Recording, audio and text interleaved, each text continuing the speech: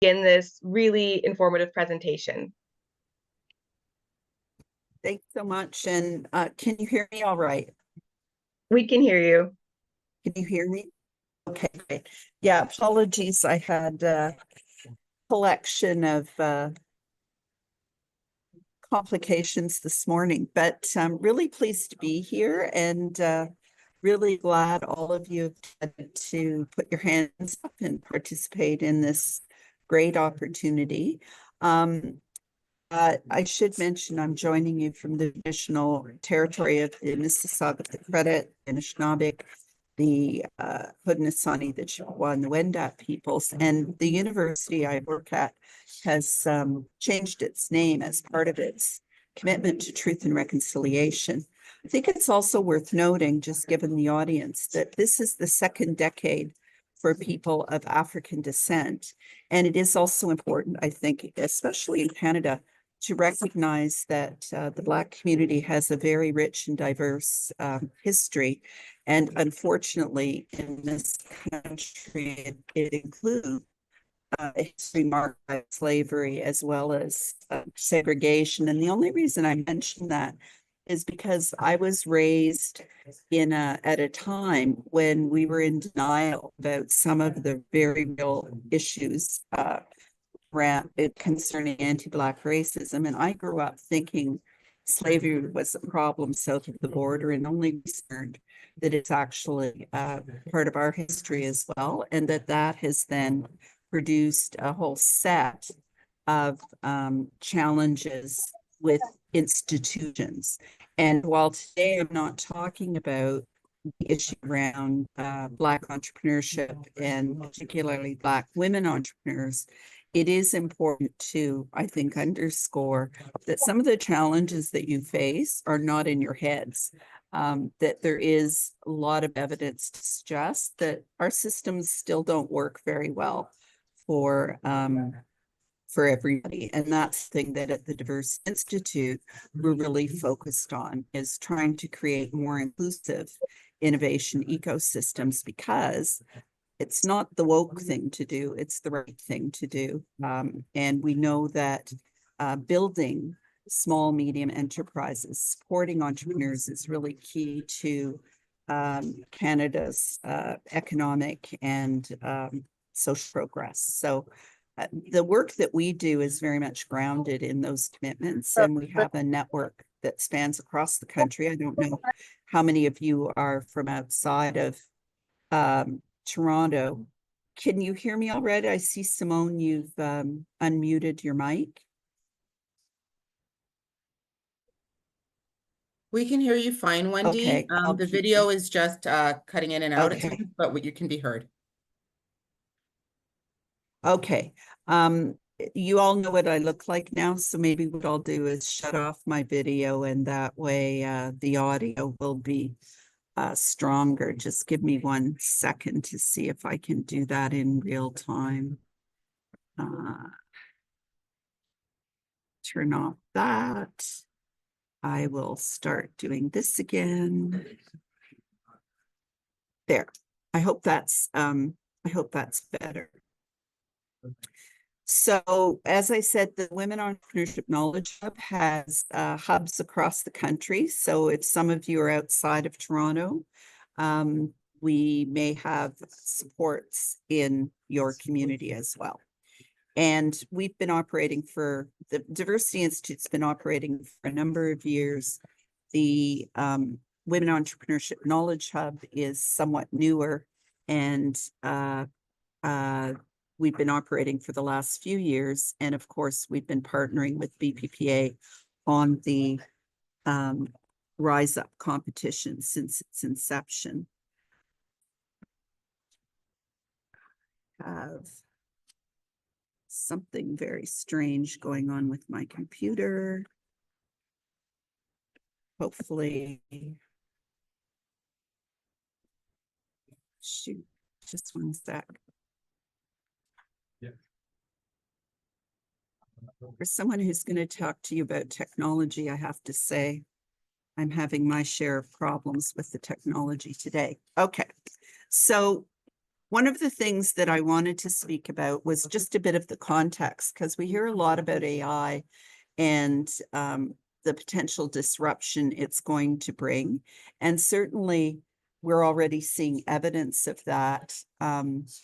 We're also seeing, though, which is very interesting in my view, huge opportunities for women with some of the new applications, because unlike traditional computer programming, we know that AI doesn't require the same kinds of technical skills. In fact, a recent survey that we did showed that 63% of men and 52% of women we surveyed were familiar with AI programs in the workplace. And that's not a very big gap considering what we would normally see when we ask women about their use of technology. We do see that there's some big issues with the adoption of AI, however.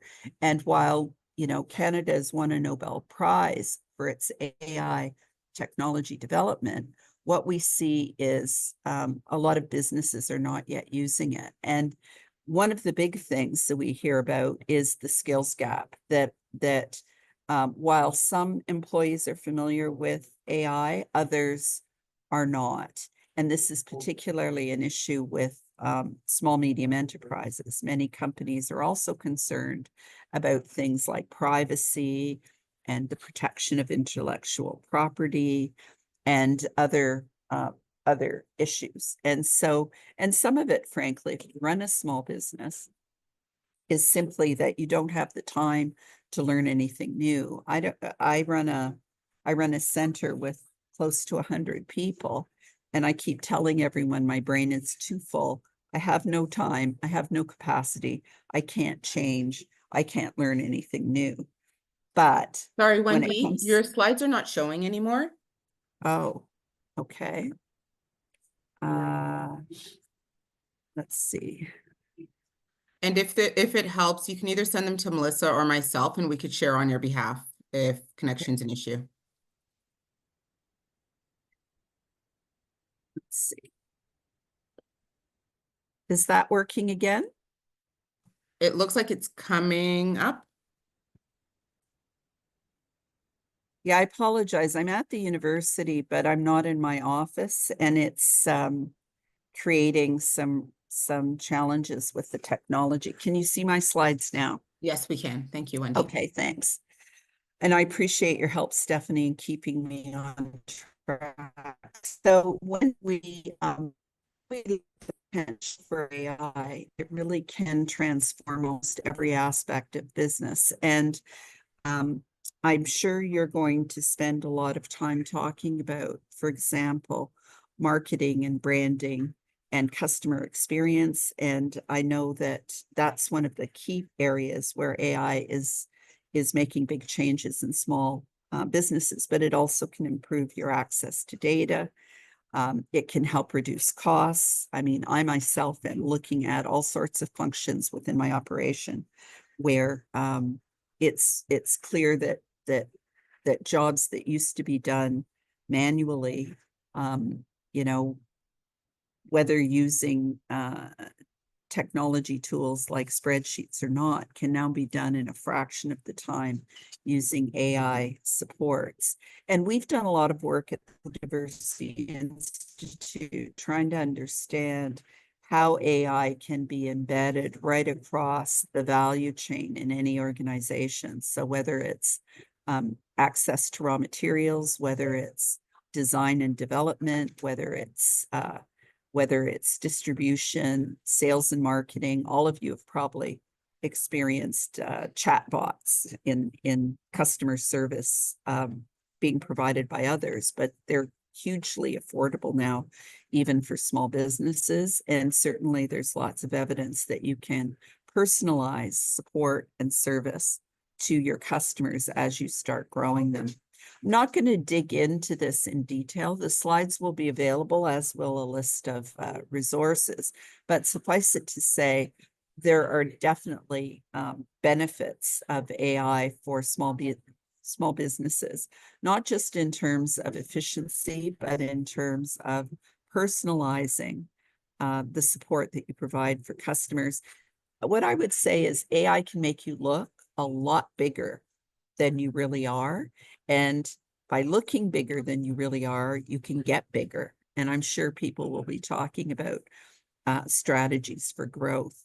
It can also help with outreach and lead generation, and things that previously took hours and hours and hours can be done in seconds. The disadvantage are that some of the applications are costly, and I would really, I'm going to talk about some of the things you can get for free, but it is really important to understand that nothing is free, in the sense that they may not require you to pay, but that may mean that they're taking your data. And so, for example, the free versions of things like ChatGPT are incredibly powerful, but anything you put into them becomes their property. And so issues around data privacy and IP are really, really important to understand. And also with AI applications, it's garbage in, garbage out. We know that AI lies, and it makes up stuff when it doesn't know, and it has hallucinations. And so, you know, one of my colleagues who's a deep expert in this said, you have to treat it like it's a research assistant or a servant. They have capacity, but you have to oversee the work that they're doing, or you may be very disappointed. And so when we look at some of the guidelines for adopting AI in SMEs, it really is important to be clear about what it is you're trying to accomplish. Make sure that you're not just using something that you've stumbled upon, but that you've thought through the pros and cons of different applications, that you make the time available to really learn how to use the tools appropriately. And if you have a larger business, you encourage others to experiment, but within guardrails. So chances are that lots of you are already using AI, you don't know it. And it was interesting because I know at the beginning, folks were asked if they were using AI tools right now. And some folks said not really, but they'd like to. I think that one of the things that was particularly worth noting is almost everything we're using today is AI enabled. It's just, we may not see it. I had a friend who was visiting recently, and we were having a conversation about, I think, traveling to Spain. And she picked up her phone and she said, look, and all of a sudden we were getting advertisements pushing various resorts and trips to Spain. Okay. What she knew, and I didn't know, is that if you're using Siri, if you're using the hands-free functions on your iPhone, it's listening to you. It is monitoring your conversations, and it is using that information to drive content to you.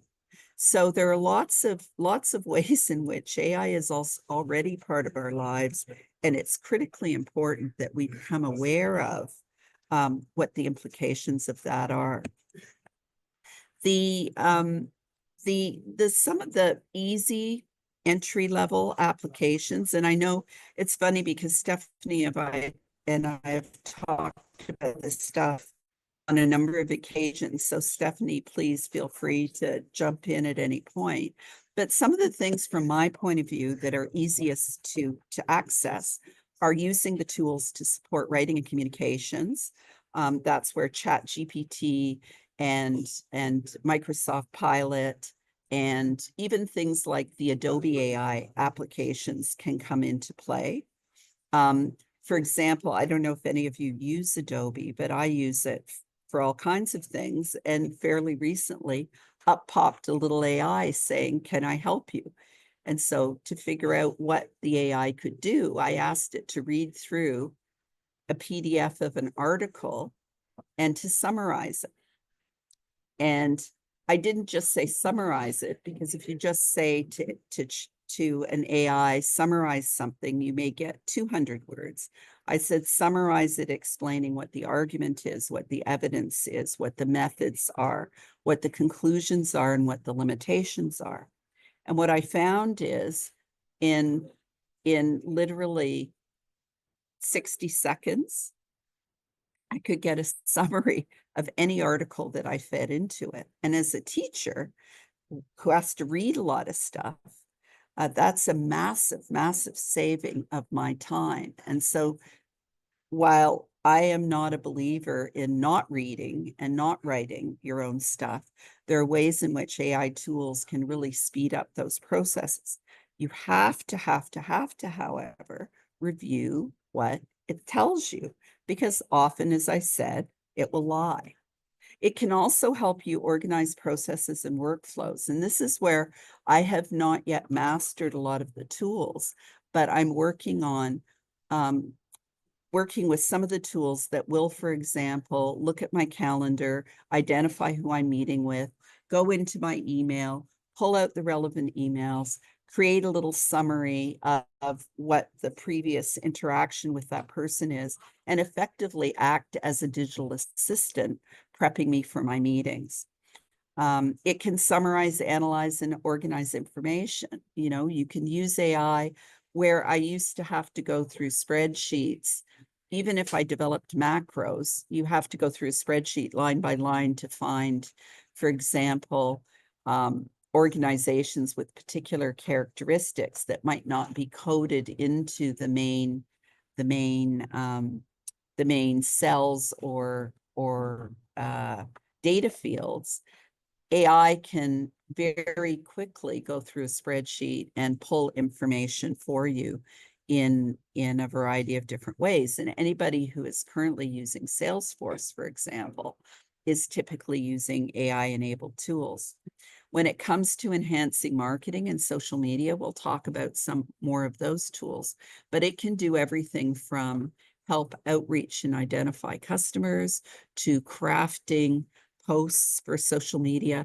And in fact, some of the applications, which are almost scary weird, are ones that will create a conversational podcast for you with imaginary characters to explain a report or an article. If you're someone who likes to listen rather than read, that may be one of the applications you want to look at.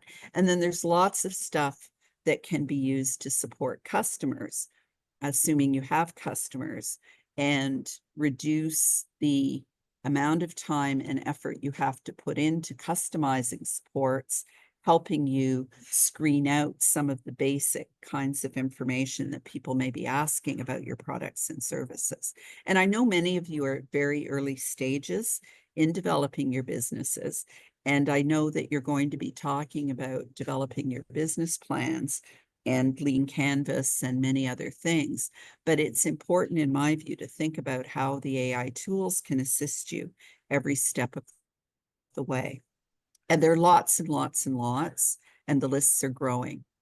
One of the things, you know, for me that is really foundational, especially if you are in an area where you need to write, is making sure that you know how to use some of the new writing tools. I'm a really good writer, but I have too much writing to do. And so what I find is things like ChatGPT and Adobe AI and Copilot and so on are really good ways of getting the writing started or polishing up the writing that I've already done. It doesn't absolve you of the need to think through your ideas, to structure your ideas and so on, but it can definitely speed up the processes. Most important thing to remember is the free versions of ChatGPT will take any information you put into it, and it will then become part of the information that is used to train ChatGPT. What does that actually mean? Well, for instance, if I were writing a paper, on how to use AI to support small business, and I fed it into ChatGPT to ask it to clean up the language. The next person who put in a request for to help write a report on AI tools and small medium enterprises would get everything that I had put in the report that I had prepared. Some cases that may not matter, but if you're working on proprietary proposals or work for clients, it really may. Copilot, on the other hand, protects your intellectual property as part of the Microsoft license. And so if you use Microsoft, you get Copilot built in. I'm going to pause there just for a second to see if there are any questions. And I would like to know how many of you have explored the potential of AI tools, for example, for writing. Anybody? Yes, I have, and I've also used AI for building out marketing campaigns when we don't have models and stuff like that for my clients. And what's your experience been? It's been good. I know how to navigate the engineering of the prompts, but when you're doing the images, it's a little bit more specific so that you can get exactly what you want. That's great. Thanks. And Chioma, were you going to add? Yeah, I use ChatGPT a lot, like in almost every like facet of my business. I think because I use the paid version, I do a lot of like newsletters and just trying to keep my like audience engaged. So I did a good job of like helping it have like my brand voice and just being able to like really shoot out information based on that. So that has been helpful. And even sometimes just to brainstorm ideas, because sometimes you just need another thought to say like, okay, how can I expand what I'm doing already to be a little bit bigger? So that's how I've used it. And I see that both Natasha and Tara have talked about how they're using it. Marilyn, you unmuted. Did you have something to add? Yeah, so I've recently just started using it, and what I use it for is for communication with my clients, and also when I am creating presentations. And I do find it really helpful, just in terms of making what I've created, making it sound more professional, maybe, or just a better way of saying something. So it could be maybe more precise. And so I tend to use it a lot for my communication. It's very funny because have any of you had experience where you've used ChatGPT to write something, and then when you read it, you feel like there's just something not quite right? Yes. Yes. Yes. And I see Stephanie's gonna jump in. Yeah, I was just going to say all the time. And I actually did, and it's a really good idea to do it. I did a prompt engineering course. And one of the things it taught me was when I was writing any sort of papers to always tell ChatGPT to identify any facts that could compromise the validity of your writing. And it will list off any quotes, it will list off any facts it's quoted to give you the ability to fact check it yourself. Such a good point. I think I have that in later on, Stephanie. But ChatGPT, when you're asking it, especially to do anything remotely resembling research, you must always ask it to identify its sources, because often it makes things up. You know, I've been contacted by people, for example, who will say, did you write this article?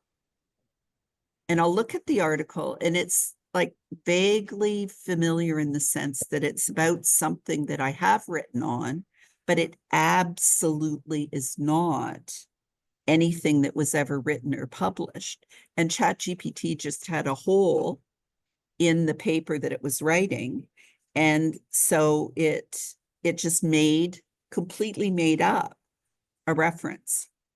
One of the other things you can do, and my daughter is what do they call her? They call her an AI ninja at one of the big consulting groups. She will often ask it, and this is important when you're a teacher, ChatGPT, did you write this paper? And you often can't get a definitive answer, but it will say, oh, this seems like something I have written. What I would say is I've become a little bit of a ChatGPT vigilante, in the sense that, you know, I'm encouraging students to learn how to use it, but they always have to say when they've used it. And often you get papers or emails that are just a little off. It's hard to explain, but just a little off in their use of language. Or, you know, one of my team will send me a bio they've written on me for a consulting proposal, and it's got too many superlatives in it. And that for me is often a tip that ChatGPT has actually written something. The only other example I wanted to give is once my daughter was, I don't know, she was writing a thank you note or something to someone I had introduced her to. And the person wrote to me afterwards and said, oh, Wendy, your daughter is so gracious and articulate and wonderful. And what I heard was, in contrast to you, because I'm kind of the master of the one-line emails. So I passed it on to my daughter, and she laughed and laughed and laughed, because she is not that different from me in her communication style. But what she had done was ask ChatGPT to make her email friendlier and more gracious and more lovely, and it was working. So that's another way in which you can use on it. So I had a question from Dolapo about Copilot compared to ChatGPT. So again, ChatGPT, the free version, takes all of your content and puts it into your database. Copilot, which is part of the license that you have bought from Microsoft for your Office suite, retains the security of that information. So it stays with you. It doesn't take it. Copilot doesn't take your information and put it into its database for training purposes. ChatGPT does. So basically, ChatGPT, the exchange is you get to use the application for free, but in exchange, you're giving it all your information. So you just need to be very clear about that. And Wendy, the paid version of ChatGPT does give you the protection around your information. Is that correct? Exactly. And that's what I have at, Myself too. Yeah. we sprung for the licenses for exactly that reason. I thought Nikita maybe had her Yeah, hand she up. raised her hand and then lowered it. I did. Yeah, you answered my question right after. I was asking about the paid version of ChatGPT. Okay. Yeah. Thank you. Okay, great. Thanks so much. Okay, so back to the deck. So someone mentioned taking I guess it was Stephanie, you said you had taken a course in prompt engineering. I did. And, you know, I like to call ChatGPT or the generative AI applications the English major's revenge, because, you know, for so long we heard, oh, you need to be an engineer, computer scientist, STEM, science, technology, engineering, and math runs the world. I would actually argue, in the current environment, if you are a good communicator, you can become a master or a mistress of AI tools, because they are so dependent on your ability to structure queries. And prompt engineering is very powerful as a tool for getting very, very, very precise and specific and reliable information. But it is important. And I had an experience, my first experience with ChatGPT was my team had left me with a pile of work before the holidays, and I was pretty unhappy about it because I had to write something like 5 proposals by myself, and I didn't have enough time to do it. And my daughter came home and said, "Mom, I'll give you 2 hours on Sunday." Normally, to write each of these proposals would have taken a couple of days. And what we did was we took an example of a completed proposal, and this is really important. We gave it an example of what we wanted. We gave it the blank categories the proposal need to fill in. And then I simply gave it 1 paragraph on each of the 5 proposals that had to be written. And with a little back and forth, I had 5 proposals, all different, all well-structured, just with a little bit of tweaking in less than an hour.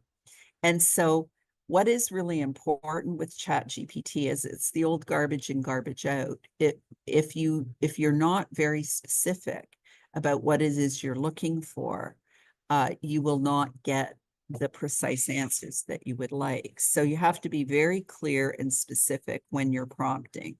You have to use delimiters, which means you have to say between this and this, it should be this long. It should be, it should address these 5 points. You want to specify how long it is. You want to specify the format. You know, I want a table, I want a chart. I want this in point form. I want it written in the style of Michael Ondaatje. And it also is a good idea if you have a large and complex project to split it into little bits. The key thing is this few shot prompting where you give some concrete examples of it is on so it can read the pattern very quickly. And the other thing is making sure that you review the work very, very, very carefully, because generative AI is incredibly powerful, but it does lie and make stuff up. Here is an example of how to be very precise. Instead of saying, explain current trends in social marketing, right? Which might be the way you would initially start.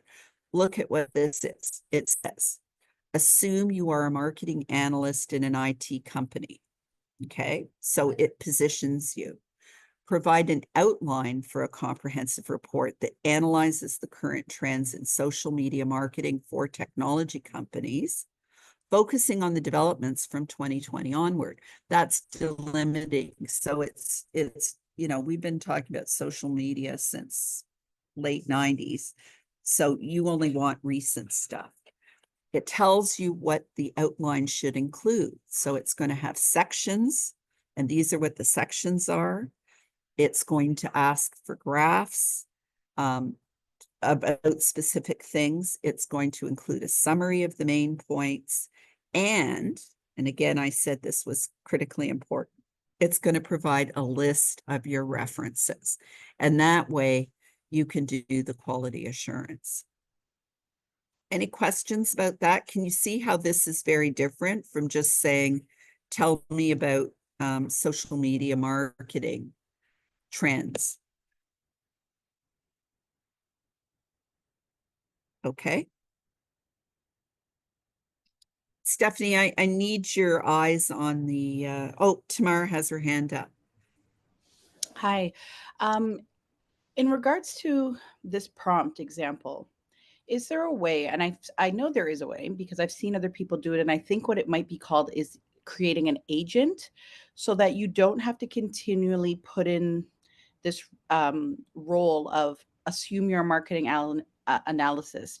Can you just create an agent that is your marketing analysis, and anytime you have a question regarding like a marketing trend, you just ask that agent your direct questions? That is beyond my capacity to answer it makes sense to me, but I haven't done it. I wonder if anybody else on the call has. So Wendy, I could jump in here a little bit. So I use ChatGPT. I use the paid version. What I do is I create my own GPTs where I will ascribe personas to them. So I have a grant writing GPT, I have a marketing GPT. So similar to what you've said, when I go into there, it will already have all of those attributes assigned to it. So you don't have to go in and consistently tell it who it needs to be. Oh, Great. okay. So you have to have the paid version to kind of set those GPTs up. I'm not sure because I don't use the free version, but I would assume so because the free version doesn't store your information for your own use. Ah, okay. Can I ask a quick question, Stephanie? Like when you set up the personas, is it like when you set up the other, like additional folders? No. Setting up the personas are very different. It's similar to the example that Wendy identified when she was writing her grant applications, but you just have to do it once. Okay. Okay. Yvonne has her hand up, I see. Hi, everyone. Stephanie, I'm very curious as to what tool you're using. Are you using Claude AI for that, or are you using ChatGPT? Or did you like? It's directly through ChatGPT. You have the option to create your own GPTs. You can share them and you can keep them private. So I just create my own GPTs for my own purposes. So I'm actually looking right now, I have a business plan builder, I have a charity grant wizard, because you can name them whatever you want. Yeah. I have a finance guru, I have a creative creator.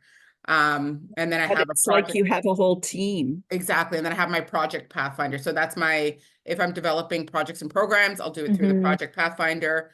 Anything marketing related, it goes through my creative one. Finance is finance, grants are grants, and business plans are business plans. So what I do when I find that I have certain tasks that are recurring, I will then go and build a GPT. Okay. One final question. Wendy, you said something earlier about, people utilize, AI for lead generation. I've seen people say that, but I have no idea how people actually do it. So is it like a plugin that people are utilizing, and it's kind of like there's this plugin, I can't remember the name right now, but it like gives you all the emails and stuff like that. If you go on LinkedIn, it'll pop up the email of the person. Like, how do people utilize it for lead gen? Exactly right. You have to set it loose on a particular data set and then tell it to basically what's the word? Scrape the data set. So that could be, go to LinkedIn and find XYZ, or use Google search to locate people or organizations with these attributes. And that's part of the reason why we're all getting like swamped with more and more and more and more spam from various sources, is because people are using intelligent agents to collect data on targets that match the profiles that they're looking for. Anybody on the call use? Sorry, go ahead. No, I just said thank you. We had a gentleman in one of our other programs, and he created an AI called Outreach Genius, I believe it was, which was specific to LinkedIn, but it did a lot of lead gen directly through LinkedIn. So it might be something you want to look up. Actually, I think this is it on LinkedIn. I'll just drop it in the chat.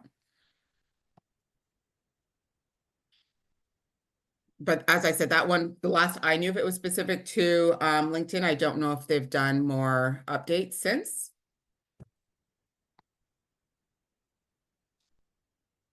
Anyway, back to you, Wendy. Yeah, but really, really good example of how AI can be used to save enormous amounts of time. The other thing is, and this is sort of aligned with what Stephanie said about creating personas, is the more that you get it to specialize in different kinds of outputs, different sample texts, data formats, templates, and so on, the more tailored the outputs that you will get. And so again, if you think of it as a very smart learner, the more you put into it, the more it learns about what it is you want, the more it will be able to adapt to your specific requirements. So rather than just saying, you know, give me a table comparing project management tools, if you're very specific about the kind of output that you want and the components that you want, you're going to get better results. Again, you know, I think we've already covered this, but the idea is breaking complex tasks down into multiple steps. So you get the outline and then you go through each piece of the outline to develop the more detailed report. So just a few other examples, and I'm interested as we go along if other people have used this stuff. Grammarly is an older version of an AI tool to help with writing, but it can definitely enhance the quality of your writing and in fact generate writing as well. Notion AI is one of the tools that will allow you to manage workflows and project management. I don't know, Stephanie, what are you using for project management? Are you just using ChatGPT or do you have customized tools as well?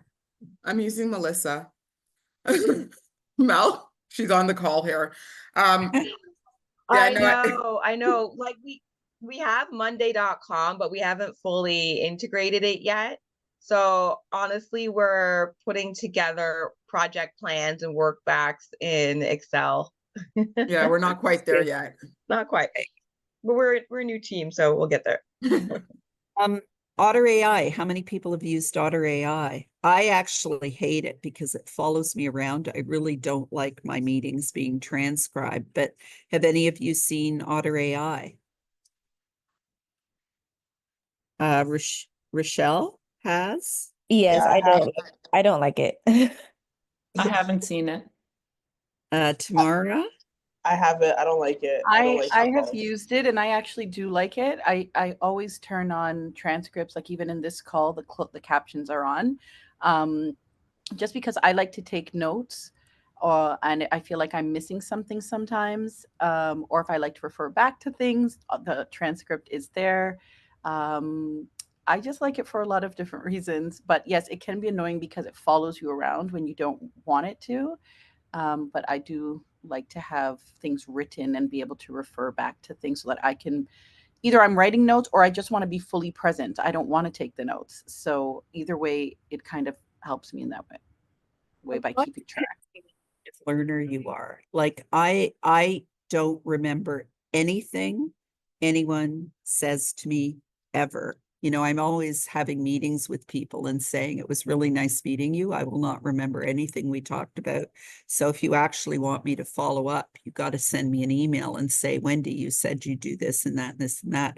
It's not that I'm ill-intentioned. It's just I don't absorb information that is said to me. I have to see it written down. So for me, this and the transcription services hugely beneficial.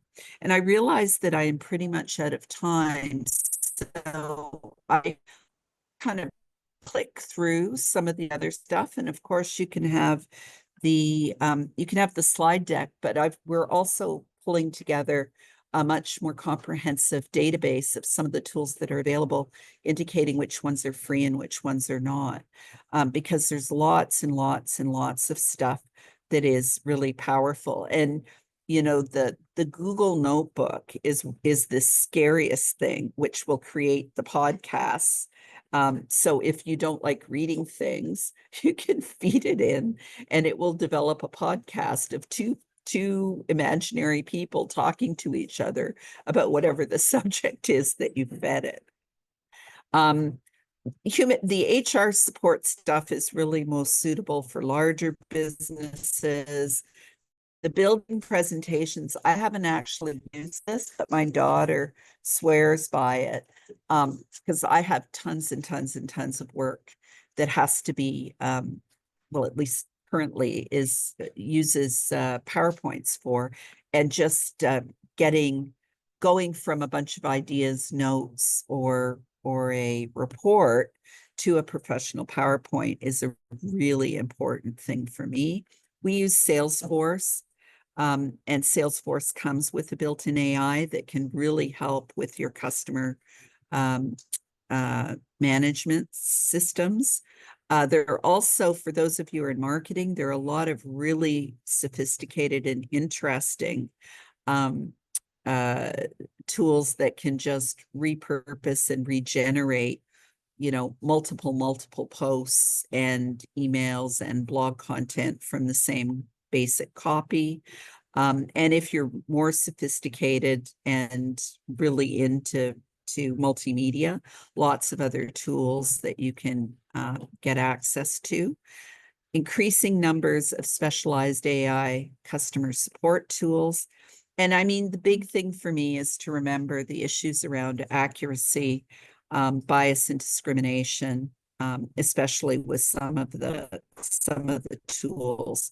And I'm going to wrap up in a second, but I wanted to share this because I thought it was one of the best bad examples of how AI can embed bias in very significant ways. And some of you will know who Wes Hall is by reputation. He was helping his 9-year-old do homework. And I'm pretty sure that this phrase, "and because Joseph's brothers," to disrupt the peace of the family and to break their father's heart by telling him that Joseph was killed by I'm pretty sure it's the biblical story. And I think they told him Joseph was killed by a lion. But look at the choices that are given: woman, man, black. So we know for sure that a lot of the AI tools embed all kinds of bias. They also make stuff up, and there have been court cases as a result of, a stupid attorney using ChatGPT that made up judicial opinions, or social media posts that were defamatory, and so on and so forth. So when we think about AI adoption, no matter how big or small you are, you've got to think about responsible ways to move forward and making sure a human is in the loop. You don't rely entirely on anything that AI gives you is really key. The quality assurance and controls, making sure that you're really clear about the sources and that you understand the risks are all really important. I'm going to just end by saying, there's lots more support that can be available. We've got lots of courses. There are lots of free courses. We have a roadmap for those of you who want to dig in more deeply. And I really, really, really wish you all the best with the Rise Up program. And I hope I'll get a chance to see you again. So thank you very much.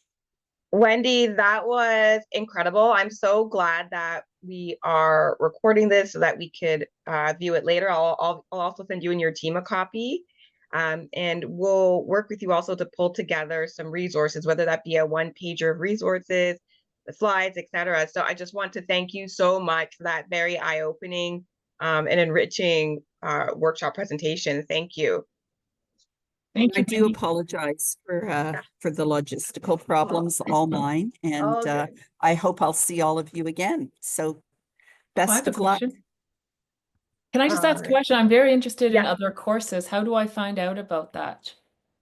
So my team at least has put together a bit of a summary, and we will share the slides, the background, some of the links to some of the free courses that are online. There's some really, really, I don't want to cannibalize my own work, but there's some amazing resources on YouTube, for example, that are free and fantastic. So all of us, I think, are in a learning process right now, and we will share everything we've got and pass that on. So lovely meeting you all.